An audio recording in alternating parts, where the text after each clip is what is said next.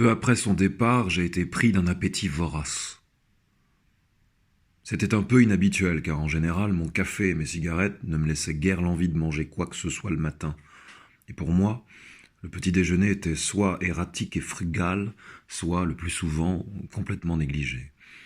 Mais ce matin-là, je me suis régalé d'une épaisse côte de porc cuite sous le grill, de pommes de terre sautées à la sauge, d'épaisses tranches de bacon fumé, de 3 œufs au plat avec des toasts beurrés pour éponger le jaune, le tout arrosé de 2 verres de bas beurre et d'une autre tasse de café fumant. En engloutissant tout ça, je songeais à des saucisses, des pancakes à la banane dégoulinant de beurre, à du véritable sirop d'érable et à une salade d'oranges sanguines, de pêche, de framboises et de fraises. C'était comme si les creux blêmes et les veines saillantes sous la peau faible et distendue réclamaient de la nourriture, pour ce qui ressemblait à une régénération de la chair et de la force, au renversement d'un long et lent gâchis, la sensation d'un renouveau, un comblement des courbes et des vides qui remplaçaient les muscles recouvrant autrefois des os robustes, devenus frêles et cassants. Après que mon festin matinal m'a rempli de chaleur et de satiété, après que j'ai allumé une autre cigarette dont j'ai retiré une immense satisfaction, je songeais encore aux faux filets bien épais, aux oignons caramélisés, à la purée et aux légumes sautés à l'ail que je mangerais ce soir-là, à la tarte aux pommes tièdes qui suivrait, et aux pancakes, saucisses, fruits et baies arrosés de vinaigre balsamique de 100 ans d'âge que j'avalerais avec du lait épais, crémeux et du café chaud le lendemain. Si mon appétit était surprenant, le plaisir intensifié avec lequel je m'y livrais ne l'était pas moins. Il n'y avait aucune gloutonnerie, aucune vaine gourmandise dans ma voracité, juste la faim bonne et saine du ventre et du corps. La substance et la force me revenaient vraiment. Non seulement je le sentais, mais je le voyais. Ma chair, qui s'était flétrie avec les années, regagnait en plénitude. La musculature atrophiée de mes membres reprenait imperceptiblement de l'épaisseur, regagnant une solidité qui jouait sous ma peau, se déplaçait et accomplissait des tâches avec davantage de facilité et de puissance. Et même ma peau flasque et maladive depuis si longtemps semblait se raffermir et resplendir sous l'effet d'une alimentation nouvelle. Lorsque je m'allongeais immobile, je sentais un picotement léger et agréable à l'intérieur de moi, comme si les cellules de mon corps s'agitaient avec insouciance après un long sommeil proche de la mort. Pendant la plus grande partie de ma vie, la puissance qui pendait et se durcissait sous mon abdomen avait été la souveraine de la force et de la volonté au centre de mon être.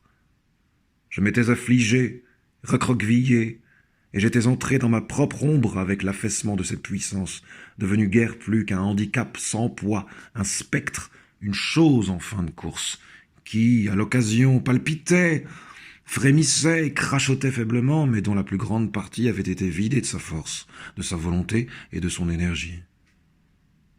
À présent, des indices de cette vie renflouée se faisaient sentir là aussi dans ce temple déchu. Les terminaisons nerveuses recommençaient à pulluler. La vigueur brute s'épaississait, mon équilibre s'améliorait, je pouvais enfiler mes chaussettes, mon caleçon et mon pantalon, debout, sans avoir besoin de m'appuyer contre le mur, le jambage de la porte ou le coin d'une table. J'ai pensé d'abord qu'il fallait peut-être attribuer ces changements au fait que j'avais arrêté de boire.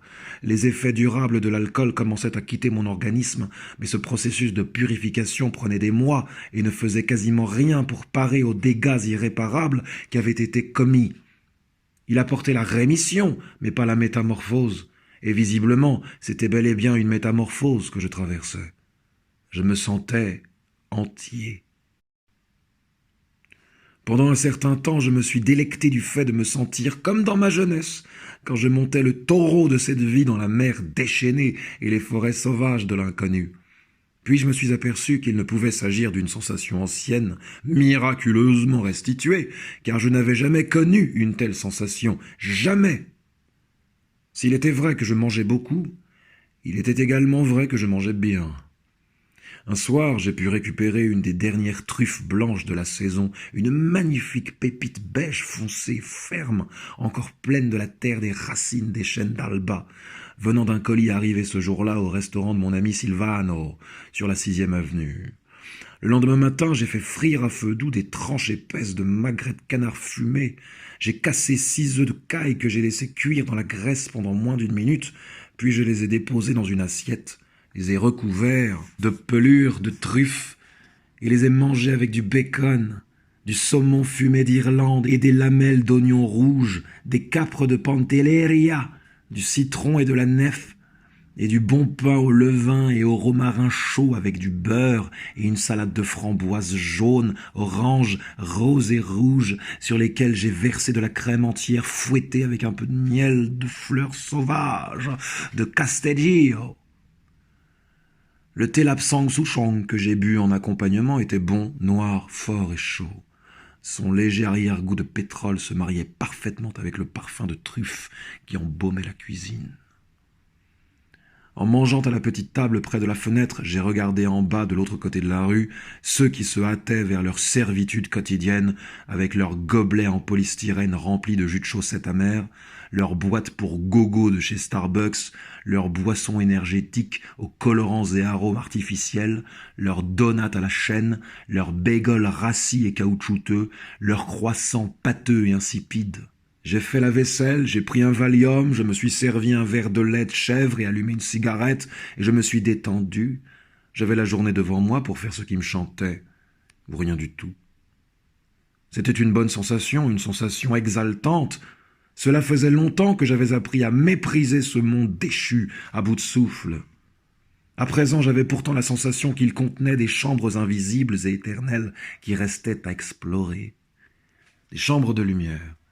Les chambres d'âmes mortes attendant leur libération, des chambres de passage vers ce qui reposait au-delà de l'imagination, des chambres de ce que les dieux tenaient caché, des chambres d'expérience et de plaisir ingoûtés pour l'éternité, des chambres de brise magique immobilisées et sans âge attendant de souffler, des chambres à déverrouiller par un sort hiératique ou un heureux mouvement de la main, écartant une mouche illusoire, peut-être, ou saluant pour de bon le monde lui-même, qui ferait sans le savoir le moudra d'une puissance primordiale, ou par le désir ou par la simple modulation inconsciente du souffle. Et je suis devenu conscient du soupçon étrange et obsédant que ces chambres invisibles, mais réelles, qui semblaient dissimulées si loin, étaient en fait à l'intérieur de moi. J'ai regardé en bas les soumis qui se hâtaient, les démunis. Certains se bousculaient pour arrêter des taxis. À cette heure de la journée, cela prenait plus longtemps d'aller n'importe où en taxi qu'en métro. Sans doute étaient-ils trop fainéants pour faire à pied les quelques centaines de mètres qui les séparaient de la station. Ils étaient assez stupides pour faire leur jogging le long de la West Side Highway, ou sur des tapis roulants, offrant dans les deux cas un spectacle comique, tandis qu'ils se dirigeaient en haletant vers leur seule vraie destination, le néant. Mais ils préféraient poireauter sur leur cul dans des taxis plutôt que de marcher. Plutôt même que de marcher jusqu'à la station de métro. Évitaient-ils le métro par crainte de la criminalité, ou par crainte des Noirs, même s'ils ne l'auraient jamais avoué, même si les femmes qu'ils payaient une misère pour s'occuper de leurs appartements et de leurs enfants, enfants qu'ils ne voyaient pas davantage que leurs chiens stylés, que d'autres larbins qu'ils payaient pour cela promenaient à leur place, étaient invariablement noirs. Je crois que bien souvent c'était le cas. C'est une drôle d'engeance, ces esclaves blancs aux ignobles carrières d'indolence lucrative. Dire qu'ils méritent la mort reviendrait à dénigrer la mort. Et ce serait absurde de plus, car, en un sens, ils sont déjà morts. Des morts qui font du jogging, des cadavres attentifs à leur taux de glucides, avec des sourires figés pleins d'un entrain faux et absurde sur leurs visages mornes bien récurés et soignés. Un esclave qui se croit libre ne conçoit nul échappatoire, car il ne conçoit pas de liberté au-delà de celle que lui autorise sa place dans la vie. Un esclave qui épouse les libertés de l'esclavage est un fort bon esclave, c'est certain. Si seulement ils exerçaient un travail noble, dans les champs, les usines ou les moulins, plutôt que d'encourager les maîtres de la finance, dont les seuls produits sont des jouets de dégénérescence minables et mal ficelés. Ces esclaves ne créent rien, à part peut-être de l'argent dévalué pour leur profit, et encore davantage pour ceux qu'ils servent, car on ne produit plus rien dans ce pays. Que produit le secteur financier qui puisse être vu, touché ou utilisé? Même les appareils mobiles produits au rabais, loin de tout lieu de travail américain, ne sont que des joujoux insignifiants, des hochets électriques pour les bébés esclaves grandis trop vite dans le vaste fléau du parc de leur nervosité hurlante et gargouillante. Servilia nervosa. Ils veulent des enfants, ils veulent des chiens, mais on dirait qu'ils ne veulent pas avoir grand-chose à faire avec ces deux espèces hideuses qui chient et jappent et qu'ils semblent considérer comme des accessoires de ce qu'ils appellent leur style de vie, une expression ridicule inventée comme il se doit par un psy quelconque.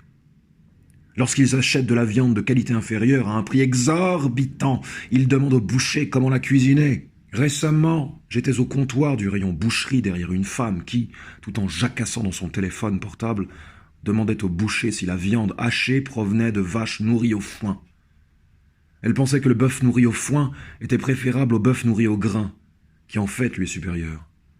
Mais le concept de bœuf nourri au foin jouit d'un certain cachet parmi les imbéciles au courant. Elle n'a pas demandé si le bœuf haché provenait d'une seule vache plutôt que d'un mélange de petits bouts de nombreuses vaches, ce qui compromet le goût et la fraîcheur de la viande et augmente de façon exponentielle le risque de contamination. Non. Le pire, ce sont les steaks hachés uniformes, tranchés dans de longs rouleaux élaborés à partir de sources de mauvaise qualité par des fournisseurs industriels. C'était ces steaks-là qu'elle regardait et dont elle s'enquérait, précisant avec suffisance qu'elle voulait faire du steak tartare. Mais ce qui m'a le plus frappé, c'est quand elle s'est retournée. Âgée d'une 50aine d'années, elle portait un pantalon de cuir et arborait des cheveux desséchés teints en noir, corbeaux, et un lifting affreusement retombé auquel on n'aurait guère pu remédier qu'avec un cutter de chantier, un pistolet à agrafe, une livre de mastic et une truelle. Cela ne l'avait pas empêché d'appliquer du mascara, du blush et du rouge à lèvres par touches épaisses et criardes à grands coups de pinceaux expressionnistes. Je me suis demandé qui était voué à partager son steak tartare de pâté pour chien ce soir-là. Les esclaves et travailleurs inféodés qui faisaient autrefois ce pays avaient leur vin de sureau, leur vin de chèvrefeuille, leur vin de sorgho, leur whisky de contrebande quand ils en trouvaient. Les esclaves d'aujourd'hui qui arasent le peu qui reste avec une cupidité vide qui ne produit rien ont ce que les médecins appellent sans rire des médicaments de confort. Le premier médicament de confort de bébé, le premier portable de bébé, la première dépression nerveuse de bébé, le premier steak bio nourri au foin de bébé, le premier pas de bébé vers l'esclavage, le premier avant-goût de la mort de bébé. Si vous voulez faire du homard fra diavolo dans les règles de l'art, il vous faut oublier l'absurdité qui consiste à expédier le homard vers un sommeil qu'on vous dit sans douleur dans une marmite d'eau bouillante. Il faut découper le homard vivant, en morceaux, dans sa coquille. Il existe bien une façon charitable de procéder. Il faut séparer d'abord le thorax de la queue du homard vivant. Si vous voulez assister à un spectacle déconcertant, posez le homard sur le dos sur une planche à découper et abattez votre hachoir d'un coup rapide et sec afin de séparer le haut du corps de la queue. Puis, écartez-les de moitié de façon à laisser 3 bons centimètres entre elles. Touchez l'une des moitiés. L'autre va s'agiter et se convulser. C'était ainsi que ces esclaves se précipitaient et tressautaient avec une nervosité invraisemblable dans leur mort vivante. De ma fenêtre au loin, je prenais un certain plaisir à les observer. J'abhorrais leur présence dans le quartier, mais leur nature et la comédie cruelle de leur existence me paraissaient un juste châtiment. Quand j'étais parmi eux, je n'éprouvais pas le même plaisir. Le homard ne méritait pas son sort, eux si. Et le mouvement repoussant des morceaux qu'il restait d'eux était trop bruyant, despotique et insupportable pour autoriser l'amusement méchant ou la satisfaction malicieuse que permettait la distance. Qu'ils aillent se faire foutre. Leur vie, leur mort sur pied, leur dévotion sans âme à une avidité dissimulée et absurde, le plus minable des monothéismes, était la mesure de leur propre ruine. À l'inverse d'eux, j'étais libre. S'il ne m'était pas donné de me réjouir de leur inévitable trépas, je pouvais m'échapper. Je rechignais à l'idée de fuir devant les envahisseurs, mais je ne rechignais pas à l'idée de fuir devant la peste. Cette ville, autrefois si pleine de vie, n'était guère plus désormais qu'une nécropole. Je pouvais m'échapper de ce trou putride et pestilentiel de perfidie judéo-chrétienne. Je pouvais m'acheter une jolie petite bicoque en pierre quelque part à la campagne, près d'une petite ville quelconque. Un arpent ou deux m'assurerait paix, tranquillité, intimité et de l'espace, mais ces pensées restaient embryonnaires. Il y avait la question de mes désirs, La question de la continuité de mes désirs, la question de la continuité dans le monde nouveau et la vie nouvelle qui ne s'ouvrait que maintenant à moi. Il y avait la question de la jeune chair consentante et du sang frais si abondant dans cette ville nocturne. Mais somme toute, peut-être le consentement n'était-il pas essentiel? Peut-être le consentement n'était-il qu'une fioriture superflue? J'ai repoussé cette idée. Comme je buvais le fond de mon verre de lait, mon esprit s'est égaré à travers une succession d'images de sérénité bucolique et solitaire. Peut-être un jour, me suis-je dit. Oui, un jour, d'une façon ou d'une autre. À peine plus d'un mois auparavant, j'avais l'impression que la mort était toute proche.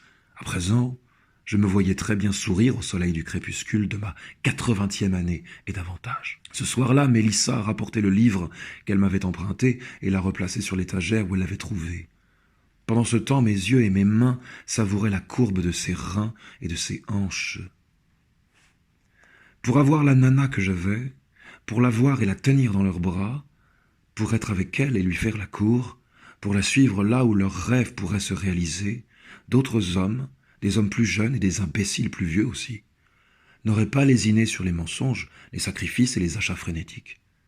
Moi aussi, je voulais la voir et la tenir dans mes bras, et je le faisais. Mais mes rêves n'avaient rien de chimérique. Entre la soirée au bar et celle-ci, nous en étions arrivés à respirer à l'unisson. Et ce souffle avait doucement repoussé les années qui nous séparaient, comme autant d'aigrettes duveteuses de la tête d'un pissenlit caressé par un soupir de brise estivale légère. Je faisais plus que l'apprécier, plus que me délecter d'elle, j'avais la sensation par moments que je tombais amoureux d'elle. Était-ce une situation dangereuse? Après un si long séjour dans les froides ténèbres du cœur et de l'âme, j'en étais de nouveau à croire à l'amour et au bonheur. De fait, je sentais la bonté de ces émotions bannir le froid et l'obscurité avec leur chaleur et leur lumière, et la transformation, la restauration de l'esprit, du corps et de l'être prenait son origine. Le miracle né d'un désespoir mortifère était une floraison rare et merveilleuse. Sauf que c'était une floraison non du soleil mais de la lune. C'était une floraison dans les bois profonds et menaçants de la nuit. Une floraison éclose non de la pluie du printemps, mais du sang de celles qui, errant, perdues dans le printemps de leur vie, tombaient dessus par hasard et prenaient le temps de s'arrêter pour s'interroger. Mélissa s'était arrêtée et ne s'était pas détournée. Elle ne faisait qu'un avec la floraison. Son nectar et le nectar de la floraison n'étaient qu'un. Et j'étais le seul à le boire, ce nectar d'une vie neuve et entière. Le fait qu'elle ne soit qu'une enfant, qui lançait en l'air comme une enfant par jeu les duvets aériens des années qui pesaient sur nous, ne me dérangeait pas. Dans sa manière d'être, elle était plus mûre, plus enjouée et plus intelligente que beaucoup de femmes, 2 fois plus âgées qu'elle. Sa beauté était loin d'être enfantine. Je n'avais aucun mal à m'imaginer vivre heureux avec elle jusqu'à la fin des temps. J'avais les moyens de l'entretenir, de la gâter. Ce qui me dérangeait, ce qui calmait mes instants de rêverie, c'était un fait élémentaire. Il n'y avait pas beaucoup de sang dans un corps humain. Les 3 ou 4 pintes de sang qu'elle avait perdues par cette nuit terrible où son artère s'était ouverte étaient passées très près de l'achever. Mon épanouissement serait son déclin. Les transfusions qu'elle avait reçues étaient déjà assez regrettables comme ça. Il n'y avait pas moyen de savoir d'où venait ce sang. Il aurait très bien pu venir de cette vieille peau qui voulait du bœuf nourri au foin. J'avais besoin de sang jeune, frais et plein de vie. Je voulais que ce soit celui de Mélissa. Mais si ce n'était pas possible, et ce n'était pas possible, passant la vider de sa substance et la transformer en une épouvantable épave anémique, même si elle l'autorisait, pour l'épargner, pour la sauver, j'allais devoir chasser. J'allais devoir chasser, comme je le faisais il n'y avait pas si longtemps, avant même de savoir ce que je chassais. Je vivais heureux pour l'éternité à l'instant même, dans ce moment infini, ce souffle présent qui était la somme de la promesse de la vie, la seule éternité dont nous jouissions réellement, tandis que Mélissa se tenait sur le petit escabeau de la bibliothèque, bras tendus pour remettre le livre emprunté. La courbe de ses reins, que je savourais, était à la hauteur de mes yeux, et lorsqu'elle a niché l'ouvrage à sa place sur l'étagère, le bas de son pull s'est soulevé de son jean taille basse pour relever les fossettes en haut de ses fesses. J'ai posé la bouche sur ses fossettes, caressant ses hanches et ses flancs, tandis qu'elle s'attardait sur l'escabeau. Les mains sur l'étagère, se stabilisant en se pliant pour accentuer la courbe du bas de son dos et basculait son bassin imperceptiblement. avec une lenteur extrême. Elle a baissé une main pour soulever davantage son pull par devant, révélant la bretelle en satin noir festonnée de son soutien-gorge. J'étais un inconditionnel de la figure de la bibliothécaire dévoyée. Si seulement elle portait des lunettes, me suis-je dit en grimpant derrière elle sur l'escabeau pour défaire les agrafes de son soutien-gorge avec les dents. La queue de cheval compensait largement l'absence de lunettes. J'ai embrassé les petites marques roses laissées par la ceinture du soutien-gorge.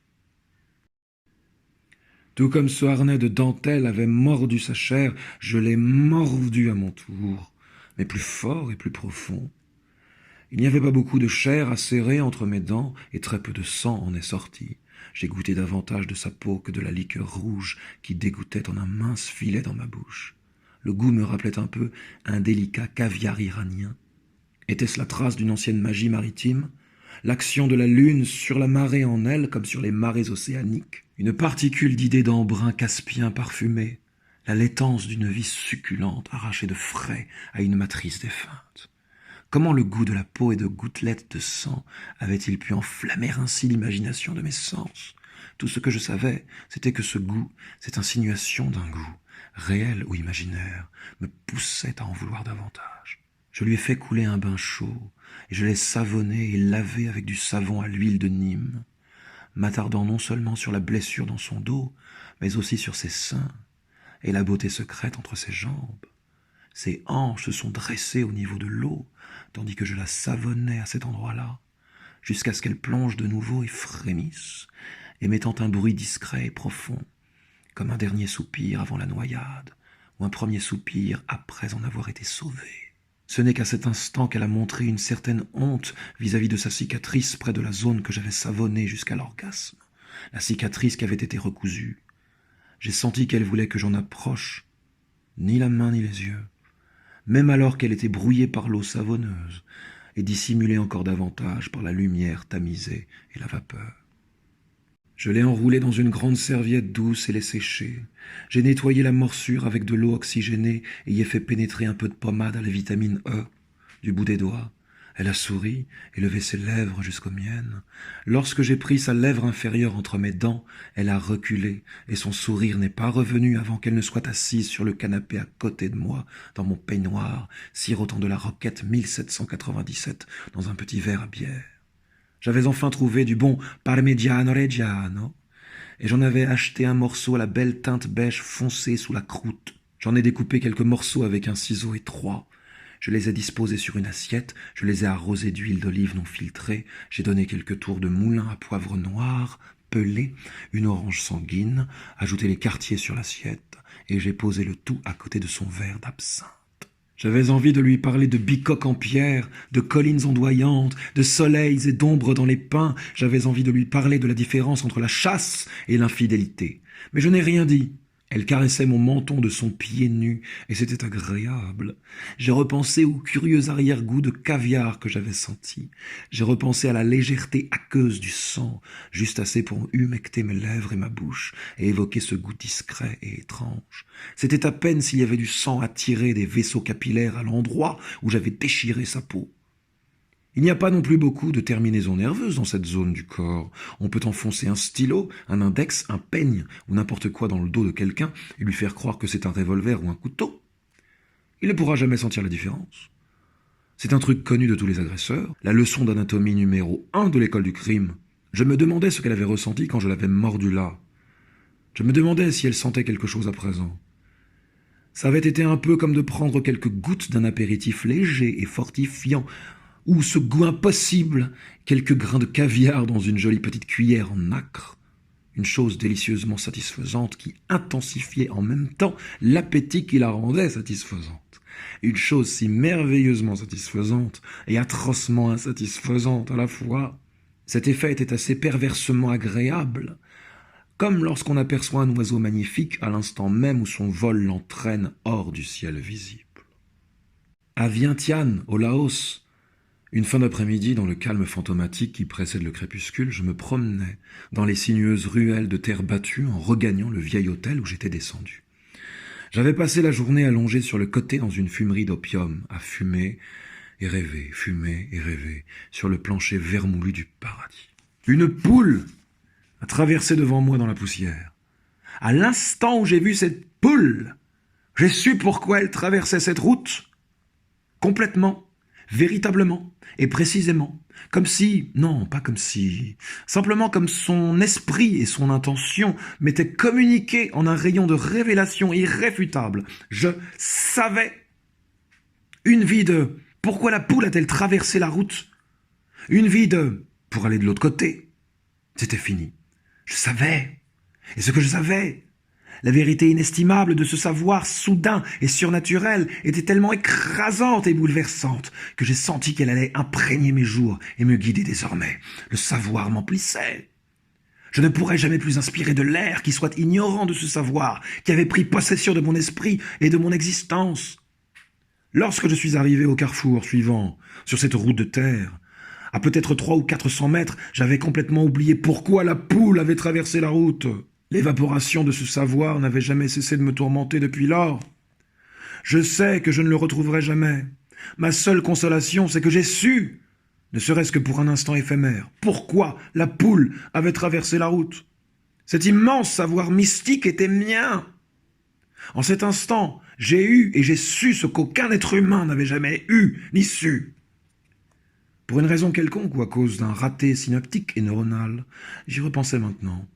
Une chose si merveilleusement satisfaisante et si affreusement insatisfaisante à la fois. La poule qui avait traversé la route. Les embruns maritimes et les artères sectionnées. Le bonheur éternel et la chasse sans laquelle il n'y aurait ni bonheur ni éternité. Même les singes morts, l'exorcisme et leur mise au repos.